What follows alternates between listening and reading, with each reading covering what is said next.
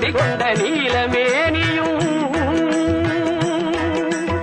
நான்றவாயும் நாலிரு புயமும் மூன்று கண்ணும்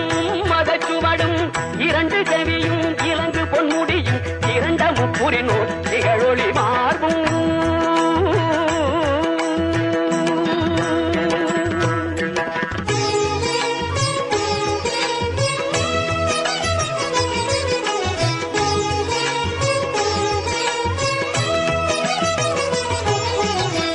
பதம் கடந்த துரிய மெய்ஞான அற்புதம் நிறைந்த கற்பக களிரே